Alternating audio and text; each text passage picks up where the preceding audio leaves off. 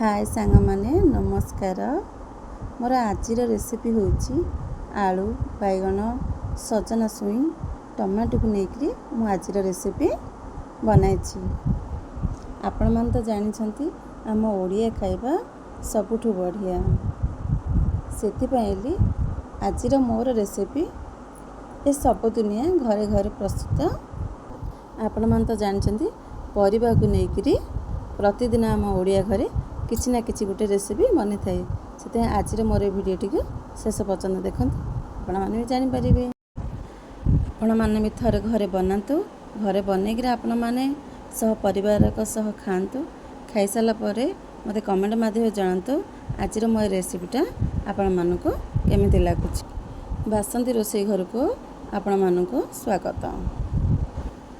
मु 3टी सजना छुई 2टी टमाटो 2टी बैगण आलू 3टी नहीं। आपण मानकर घर जदि अधिका मात्रा लोक अच्छा आपण मैंने अधिका मात्रा परिबा नहीं रेसिपी आरंभ करेंगे। चलतु परिबा को भल भाव काटी नेबा।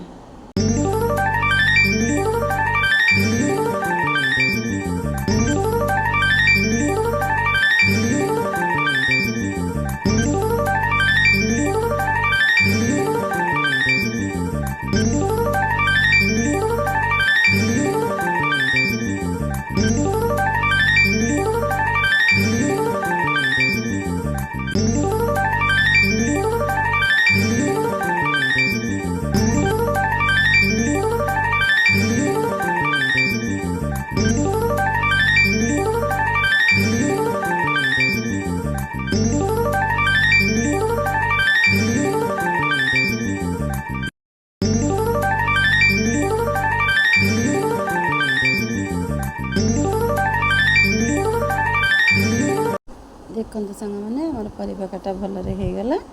एबे ताको भल भाव धोईकरी आउ गोटे पात्र को आम बाहर करदेबा। देखते सांग मैंने मोर परिवा धुआ भी बहुत भल भाव हो गला। एबे चलते गैस रे कड़ाई बसैबा। कड़ाई गरम होला पर अल्प मात्रा रे तेल देबा। तेल मध्य आमर गरम हो गला।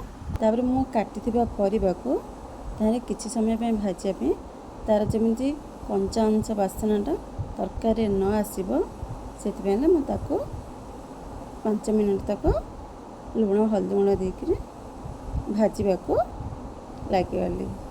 बेसी समय जे आपण मैंने भाजबे बास 1 ରୁ 5 मिनट तक भाजीदेवे आपण मानकर हो।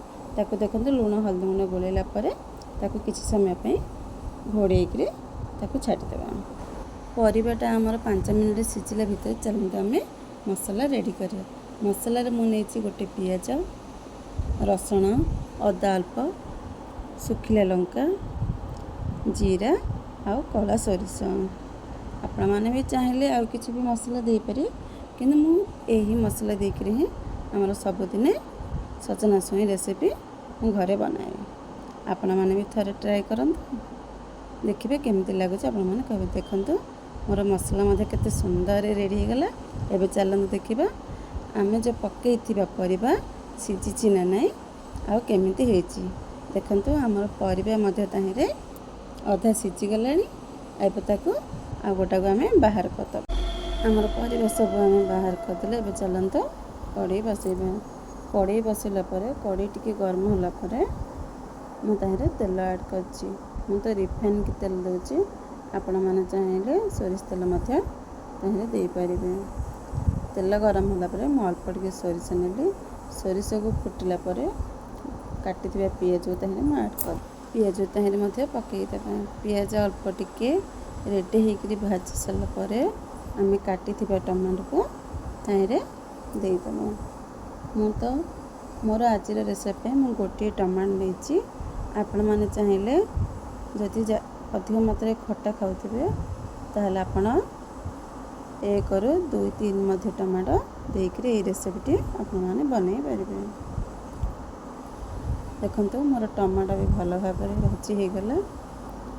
मु जो बाटिकी रखी मसला को देली आ कपटारे जो मसला लगी अल्प टिके पानी देकर मुझे देदेली। मसलाटा को 2 ରୁ 3 ମିନିଟ୍ तक ही कषिबे बेसी समय जे आपण मैंने कषिबे नहीं कहीं बेसी समय कषिले आम मसलाटा पूरा सीझी जाए मसलाटा सीझीगले आमर सोरिष बासनाटा पलाई जाए सोरिष बासना जी तरकारी टिके रही आज आमर रेसिपीटा बहुत भल लगे से देखो मोर मसला भी मोर कषाई गला भाजी रखि पनीपरिया को आम मसला देकरी टिके एपट सेपट के मसला को परिबा सह मिसई देबा मिसैला पर देखंतु आमर केमती आज रेसिपीर मसलार कलरटा केते भल भाव आसछि आ केते सुंदर मध्य देखा जाउछि आम तो आखुर लुण अल्प मात्रा देते एवं ताठू अल्प मात्रा देवा कहीं आमर आहिरे मसला अच्छी मसलार भी लुण टी नदेबा तरकारीटा आम जमा में भल लगे से आपण मैंने स्वाद अनुसार लुण देवे अधिक मात्रा लुण देवे कहीं जो तरकारीटा लुणिया हो जमा भी भल लगे देखो आम 1 ରୁ 2 मिनट तक घोड़े देखु आमर ए परिबा मसला मिसिक दुहे सीझी गले चलतु आम पानी देदबा